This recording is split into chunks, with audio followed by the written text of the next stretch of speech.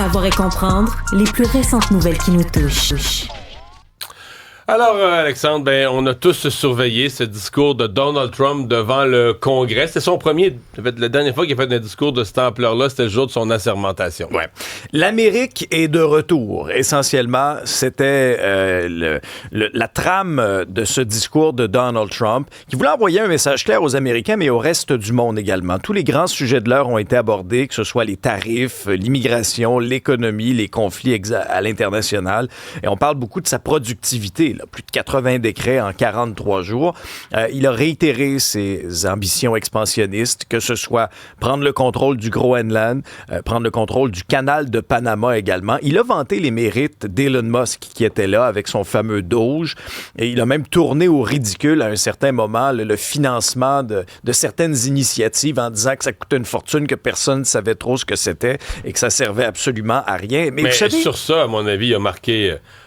Moi, ce segment-là, à mon avis, il marquait énormément de points. Clair. Je l'ai ressorti, là, je me suis fait une copie de ce parce que le discours, tu sais, 45 millions pour des programmes, des bourses d'études de diversité, équité et inclusion en Birmanie, 40 millions pour améliorer l'inclusion sociale et économique des migrants sédentaires. Là, il dit personne ne sait ce que c'est. 8 millions pour promouvoir les LGBTQ2+, au Lesotho, près de l'Afrique du Sud. 60 millions pour les Afro-Colombiens, les indigènes Afro-Colombiens en Amérique centrale. C'est sûr que l'Américain moyen, ça vient symboliser de dire, OK, qu'est-ce qu'on fait avec notre argent? Est-ce que tout... Puis tu sais, parce qu'on voit tous ces programmes-là, peut-être qu'il y en a un petit pourcentage qui est utilisé à des fins utiles, là, pour des... Mais tu dis, une grosse partie de cet argent-là, c'est des frais de voyage pour des gens qui étaient tous des démocrates. C'est sûr qu'il n'y a pas de républicains. Là. Les gens qui pilotent ce genre de programme ultra woke, c'est sûr que c'est tous des démocrates, donc ils se donnent des jobs entre eux. Dans son électorat, ce bout-là est le bout anti-woke, là, sur les sports. Il n'y aura plus d'hommes dans les sports de femmes. Ouais. Moi, dans ma tête, là, son vote était là. Parce que les tarifs, il a amené ça à la fin. C'est-à-dire que les tarifs, ils considèrent pas... ça, c'est un message au reste du monde. C'est son obsession économique. Mais électoralement, il voulait que le monde soit couché. Moi, je l'ai interprété comme ça. Il voulait que le peuple soit couché quand il allait en parler. Tu sais, que les gens qui écoutent le début, là, les premières minutes, il leur a parlé des sujets qu'il considère électoralement rentables pour sa base. Et ça, c'est anti-woke. C'est couper les dépenses. Moi, je retiens... Bon, maintenant, au début, là, se vanter, écoute, ça... Y a-t-il une limite à se vanter? Je pense pas, non. Avec lui, non. Le plus grand de tous les présidents américains, là, de George Washington jusqu'à Biden, oubliez ça, là. Et c'est le bout qu'on vous a choisi. Ah ouais. Écoutez bien. C'est ridicule. In fact, it has been stated by many that the first month of our presidency, it's our presidency, is the most successful in the history of our nation. By many.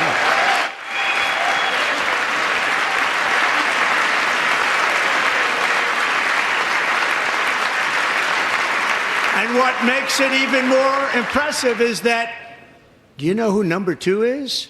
George Washington. How about that? How about it? I don't know about that list, but we'll take it. On va le prendre. On devance même George Washington. On va le prendre. On est les meilleurs. Ouais, donc c'est le meilleur mois dans l'histoire de son premier mois.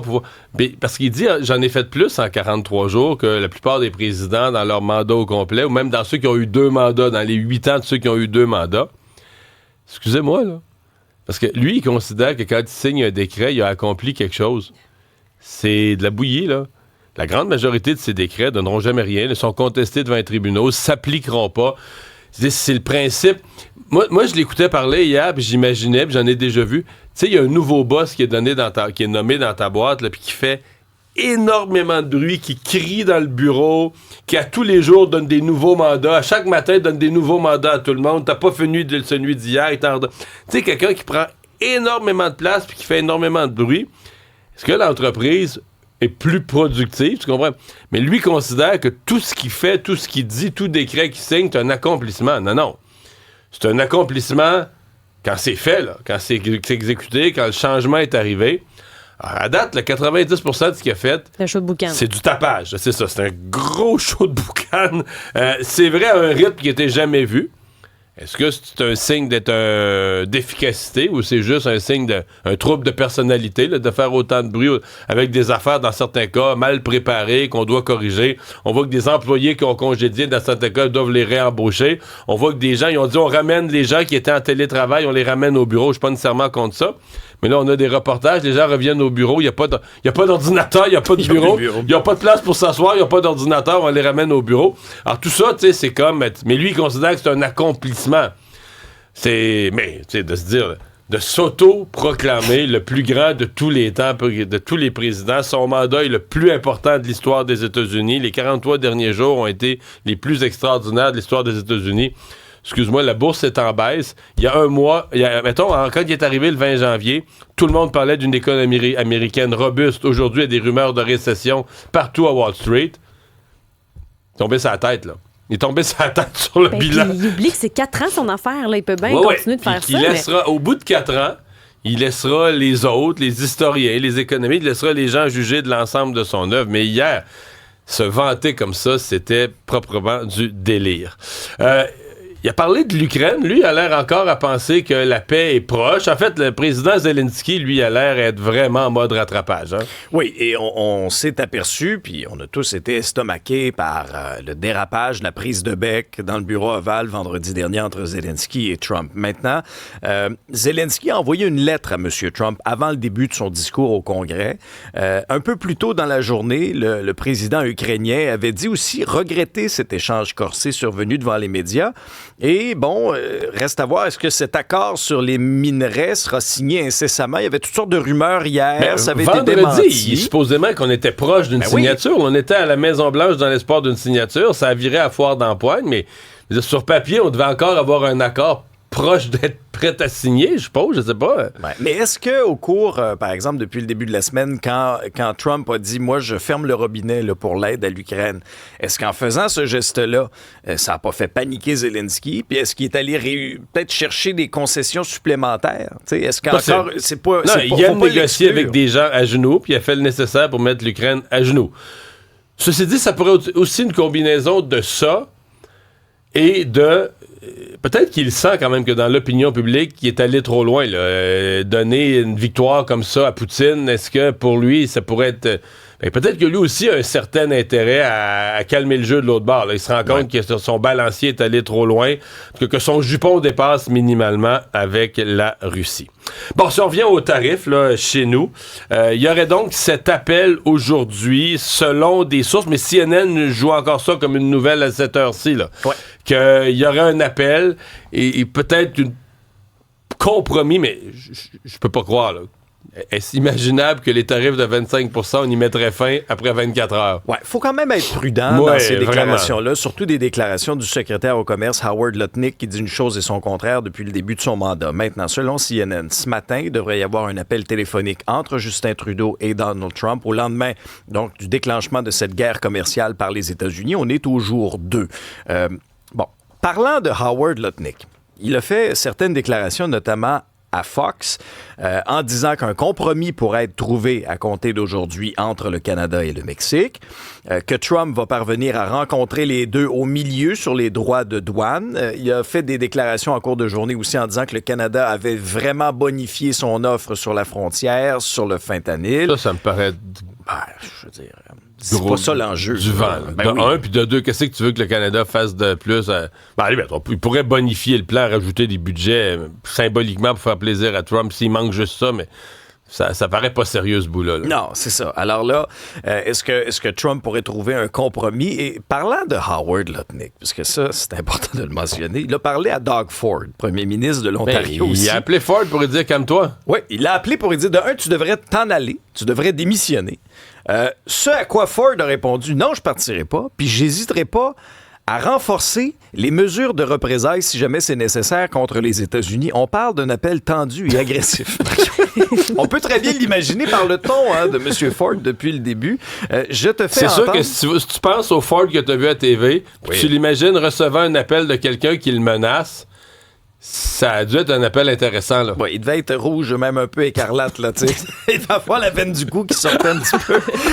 Voici un extrait de l'entrevue de Howard Lutnick là, qui parle un peu là, du contexte actuel et d'un éventuel rapprochement avec le Canada et le Mexique. It's not going to be a pause, none of that pause stuff, but I think he's going to figure out, you do more, and I'll meet you in the middle some way, and we're going to probably be announcing that tomorrow. Bon. À suivre, mais... Est-ce qu'on va couper la poire en deux? Il y a de ces appels téléphoniques comme ça qu'on serait curieux, d'entendre, mais sincèrement, Doug Ford à l'échelle canadienne, là, se positionne, je sais pas, est-ce qu'il y a un avenir politique sur la scène fédérale, compte tenu de son âge, vient d'être réélu en Ontario, les conservateurs ont un chef, Pierre Poilievre, qui est peut-être là pour longtemps. Mais il va te dire une affaire, Doug Ford devient une espèce de héros canadien, va devenir un chef politique populaire à l'échelle du Canada. Puis on veut pas, l'engueulade téléphonique qui a envoyé promener le secrétaire au commerce, ça s'ajoute à son dossier. Bon, réplique du Canada et du Québec, Alexandre. Justin Trudeau, hier, s'est adressé directement au président Trump. Notre ami Jean-François nous l'a sorti. Ça a fait le tour aux États-Unis quand même. Il n'a pas été tendre avec Donald Trump, là. Even though you're a very smart guy, this is a very dumb thing to do. Il disait qu'il était d'accord avec le Wall Street Journal, cet éditorial qui parlait de décisions stupides du Donald par rapport à ça. Alors, Justin Trudeau, dans un point de presse, a annoncé la première tranche de ce plan de riposte du Canada, des contre-tarifs sur 30 milliards de dollars de marchandises, et dans 21 jours, il y aura un autre 125 milliards. Maintenant, pour ce qui est de son ministre des Finances, Dominique Leblanc aussi, il était à LCN hier, a évoqué une attaque à l'économie, à la souveraineté du Canada qui ne se justifie pas et que Trump est en train de se tirer dans le pied avec les tarifs parce que ce sont les consommateurs américains qui écoperont en bout de ligne. M. Trudeau a rencontré aussi ses homologues des provinces et des territoires là, au cours de la journée. Quant à François Legault, lui aussi, il a répliqué à Donald Trump avec jusqu'à 160 000 emplois en jeu au Québec. On a présenté un nouveau programme qui est un programme baptisé Frontières qui va pouvoir offrir des prêts atteignant 50 millions de dollars aux entreprises qui font plus de 3 millions de chiffres d'affaires par année, qui manquent de liquidité. C'est vraiment ça l'enjeu. Il y aura des pénalités aussi de 25 % aux entreprises américaines qui ne sont pas présentes au Canada quand elles vont soumissionner sur des contrats. On a retiré les produits américains aussi des tablettes de la SAQ, un peu comme la LCBO a fait. Et voici d'ailleurs les commentaires du premier ministre ontarien, Doug Ford, qui va essentiellement menacer encore les Américains et leur dire à quel point, moi, j'hésiterai pas à vous surtaxer, notamment l'énergie, et même fermer le breaker. Voici M. Ford et François Legault. If the Trump administration falls through on any more tariffs, we will immediately apply a 25% surcharge on the electricity we export. We will not hesitate to shut off their power as well. Est-ce qu'il veut avoir nos minéraux critiques en essayant que le Canada devienne le 51e État aux États-Unis? Moi, je peux vous dire, ça n'arrivera pas. Ce qu'on peut appeler une guerre commerciale, ça commence. J'ai toujours dit qu'il ne faut rien exclure. Aujourd'hui, on annonce des comptes tarifs. Ah voilà, donc peut-être d'autres commentaires, d'autres ajouts aujourd'hui. 2 sondages légers, un sur l'humeur face à ces menaces, puis un sur la politique au Canada. Oui, le premier donc sur l'humeur. 80 à 84 % qui se disent préoccupés par les droits de douane. La moitié des répondants également disent avoir l'intention de moins acheter aux États-Unis et le tiers des répondants vont réduire leurs dépenses. Des changements importants aussi dans le comportement dans nos achats de tous les jours. Le 2 tiers des Canadiens ont commencé à modifier leurs habitudes.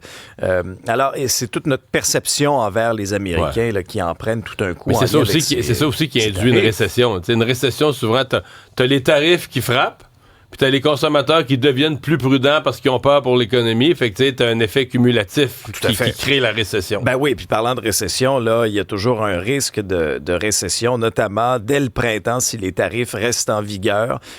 Plusieurs économistes font cette prédiction-là. Et l'autre sondage dont tu faisais référence, c'est un sondage léger National Post.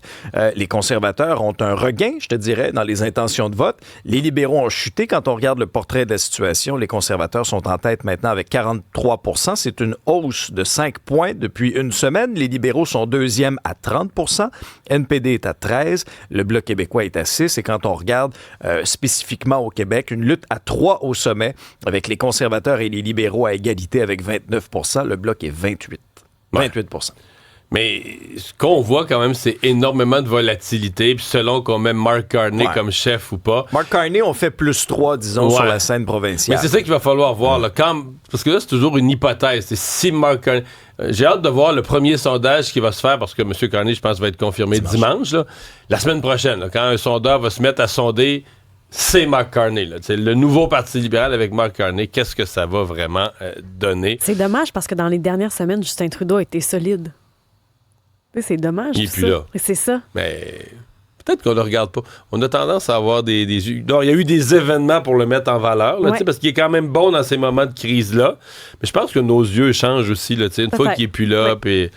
Bon, c'est Jane Ackman, c'est toujours mystérieux, son décès, celui de son épouse et du chien de la famille. Mais là, il y a une nouvelle hypothèse là, qui semble être celle des enquêteurs à ce jour. On dirait un scénario de film quand on regarde ça, mais même si l'enquête est encore en cours, même s'ils essaient encore de déterminer la cause de ces décès, ce qu'on dit, c'est que la compagnie de gaz du Nouveau-Mexique a confirmé hier qu'il y avait une minuscule fuite de gaz de la cuisinière, mais que ça ne pouvait pas causer un décès. On disait aussi qu'il y avait des anomalies dans le chauffe-eau, la cheminée, mais rien pour parler d'une fuite de gaz. Donc, le monoxyde de carbone est vraiment écarté. Alors, l'un des enquêteurs principaux au dossier mentionne qu'il pourrait s'agir d'une succession d'événements malheureux. Parce qu'on cherche une espèce de cause unique qui aurait tué l'acteur, sa conjointe, le chien. Mais ça pourrait être pas ça du tout, là. Une succession d'accidents domestiques. Ils disent Jane Ackman aurait pu faire une crise cardiaque près de la piscine. On sait que son pacemaker a cessé de fonctionner le 17 février. Les corps ont été retrouvés en état de momification. Ça faisait une dizaine de jours qu'il était décédé quand ils ont été retrouvés. Sa conjointe aurait pu le retrouver comme ça, inerte sur le sol, et parti à la course à la salle de bain pour retrouver les médicaments pour son cœur. Aurait pu faire une vilaine chute qui aurait causé un traumatisme crânien. Et le chien aurait été retrouvé dans un placard. Peut-être qu'elle l'aurait mis là pour pas justement qu'il ait embêté son maître sur le sol et lui aurait pu mourir de déshydratation enfermé dans un placard. Donc 3 causes. Complètement différentes. Une crise de cœur, une chute avec fracture du crâne, puis un chien enfermé qui a pu aboyer. Exact. C'est la thèse pour l'instant qui est soutenue par plusieurs au dossier. Ils ne peuvent le confirmer pour l'instant, mais si ça se rend à nous, donc ils sont sur cette piste-là présentement. C'est, on dirait, un scénario de film. Oui, vraiment. En comme... même temps, c'est pas impossible là, quand ça se met à débouler, à mal aller. En fait, dans ça, c'est la chute, là, parce que lui, il a une crise de cœur. Hein, le chien, il y a une logique à dire si c'est quelqu'un qui est couché à terre, t'enfermes le chien pour qu'il aille licher la face. Ça se peut. C'est la chute de elle qui devient l'accident là, qui... Après, est-ce qu'ils n'étaient pas entourés au point où ça a pris 10 jours avant de les retrouver? Ça reste pour moi le mystère dans cette affaire-là. C'est la fin pour l'émission de Marc Labrèche? Oui, ça a été annoncé hier après 3 saisons. Je viens vers toi va être débranché finalement le 18 mars. Ce sera la dernière émission. Il n'y aura pas de reconduite pour... Le 18 mars, OK, dans 2 semaines. Là. Oui. Donc, il n'y aura pas de reconduite pour l'automne prochain. C'était produit par Pamplemousse, la boîte de France Baudouin. Donc, ils ont fait une superbe publication sur les réseaux sociaux. Ils ont dit, c'est à 21h. Ils vont honorer jusqu'à la toute fin. C'est une page d'histoire qu'on écrit pour tous. Marc Labrèche a été super là-dedans. Il y a des sketchs humoristiques aussi qui ont été très populaires sur les réseaux sociaux. Ce que Belle dit, c'est pas nécessairement à cause des codes d'écoute, quoique ça n'a pas été un franc succès de code d'écoute, mais sur le web, c'était très populaire, les espèces d'extraits de sketchs qu'ils mettaient. Là, on le voyait abondamment circuler. Donc, malheureusement, c'est la fin.